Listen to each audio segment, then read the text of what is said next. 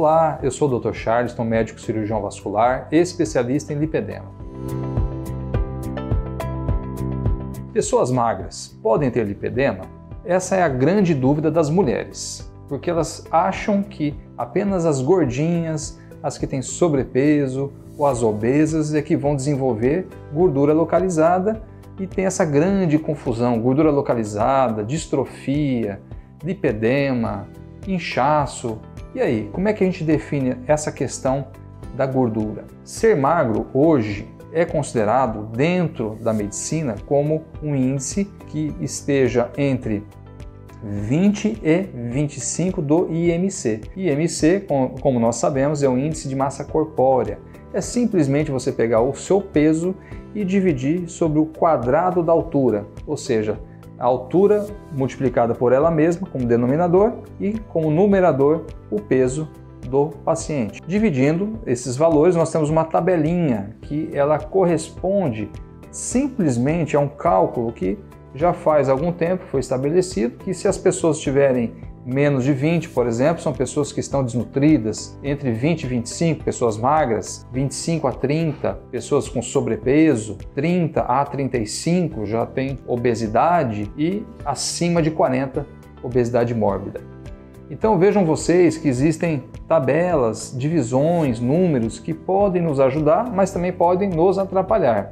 Exemplo, pessoas que são musculosas. Se você tiver uma pessoa que é halterofilista, tem aqueles músculos, já estão bem desenvolvidos, o peso normalmente é um peso acima do esperado, é uma pessoa pesada, porque músculo pesa muito mais do que gordura.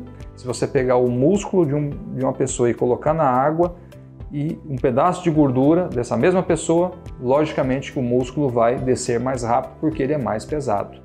Então o músculo ele tem uma carga maior de peso e por isso as pessoas que são, por exemplo, halterofilistas, elas têm um peso maior. E se tiver uma altura que não vai modificar ao longo do tempo, depois de uma certa idade, isso vai ter um IMC, às vezes até de obeso, mas a pessoa não é obesa. Olha só que interessante. Então aquelas pessoas que falam assim, eu tô cheio de músculo, mas meu IMC deu de sobrepeso ou deu até de obeso. Eu estou doente? Não. Essa é a grande confusão. E mulheres que são magras, muitas vezes elas não se preocupam com a saúde, porque é aquela história da falsa magra. Não é a magra falsa, mas é a falsa magra. São aquelas mulheres que, por ter um corpo mais longilíneo, tem uma distribuição de gordura maior no abdômen, nos membros, e não há uma evidência ocular, visual, de que tem acúmulo de gordura. Então, muitas vezes você acha que você está magra, mas o seu IMC não está de acordo com a Organização Mundial de Saúde ou mesmo com as tabelas que nós orientamos o paciente. Só que se você utilizar somente o IMC, Índice de Massa Corpórea, muitas vezes você pode se confundir em relação ao lipedema. Porque o lipedema é o acúmulo de gordura, principalmente no glúteo, nas coxas, nas pernas, de uma maneira que ocorre uma progressão desse acúmulo de gordura e também ocorre um processo inflamatório. As pessoas sentem dores, sentem cansaço, inchaço das pernas, podem aparecer aquelas manchas roxas equimóticas, o chamado roxinho de nervoso. Eu fico nervosa e fico toda roxa, estoura de uma hora para outra, eu não sei o que está acontecendo. Isso se deve à fragilidade capilar, fragilidade das veias. Ou então, as mulheres que apresentam dificuldade para fazer atividade física, emagrecem, mas as coxas, as pernas não diminuem de volume. Então isso pode ser sim o lipedema. E aí eu te pergunto, mesmo você se achando magra, será que você pode ter lipedema? E antes de responder, eu vou te convidar a assinar aqui o nosso canal, toca aí na sinetinha, ajuda a gente a compartilhar mais informações, a espalhar para as pessoas que o lipedema sim, ele tem controle, dá para a gente tratar, mesmo sendo uma doença sem cura, a gente tem que ter o quê? Consciência do que representa o lipedema. Então vamos lá, mulheres magras podem ter lipedema? Sim, elas podem ter lipedema, só vai ser detectado através de exames de imagem e exames de corporação, de consciência corpórea. Quais são os exames de consciência corpórea? Temos a bioimpedância e temos a densitometria corporal. A bioimpedância, ela dá uma noção de que existe X% de gordura, X% de músculo e X% de água no seu organismo, que é através da resistência da água que a gente sabe quais são os tecidos que a pessoa tem preponderantemente. Ah, você está com X% de gordura, X% de músculo e, às vezes, uma porcentagem de água. O nosso corpo, basicamente, ele é feito de água, né? A componente água ele é muito abundante. E em cima dessas medidas é que se define, através da bioimpedância, quais são essas porcentagens. E você vai acompanhar o paciente através desses exames para saber se ele está evoluindo com melhora, se ele está perdendo peso, se ele está perdendo gordura, se ele está enfraquecendo, perdendo músculo, porque às vezes ele está fazendo exercício físico demais e perdendo músculo e ficando fraco. Então, muitas vezes o nutrólogo ou o médico endocrinologista que faz esse exame frequentemente, ou até mesmo alguns nutricionistas que fazem acompanhamento, eles verificam essa variação. Só que tem um pequeno probleminha.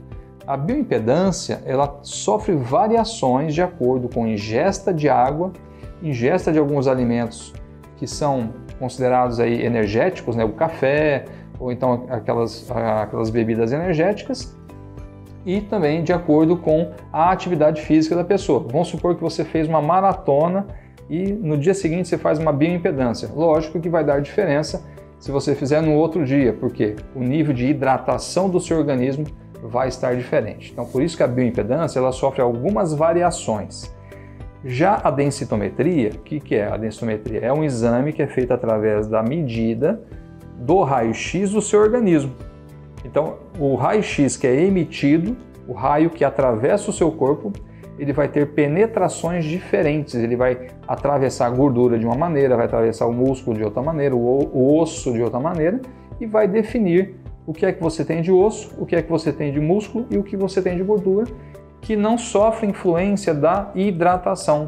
Mesmo que você tenha corrido a maratona, ou mesmo que você esteja super hidratado, a densitometria ela vai dar uma medida mais regular, só que ela vai dar uma medida mais exata e inclusive faz o cálculo do metabolismo corpóreo de base em repouso, que é o chamado metabolismo de repouso do seu organismo, ou seja, quanto você gasta de energia, quanto você gasta de calorias estando parado, respirando apenas, se você não fizer nenhuma atividade. E você tem uma base para que você construa um tratamento para perda calórica, um tratamento para atividade física. Então, em cima desses valores, né, em cima desse cálculo que é feito, que nós temos uma formulinha que chama Harris-Benedict, é um nome de um médico, né, um nome de um pesquisador que verificou essa fórmula e através dela a gente define esses parâmetros.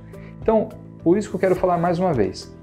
As pessoas magras podem ter lipedema? Sim, se você fizer uma densitometria corporal e aparecer um índice em que a distribuição de gordura é maior nas pernas, nas coxas, nos membros inferiores, em relação ao seu corpo, considerando o nível de 0,4, 0,39, 0,4, define-se então que a pessoa pode ter lipedema sim. E quem calcula isso? Não é você não, é o seu médico.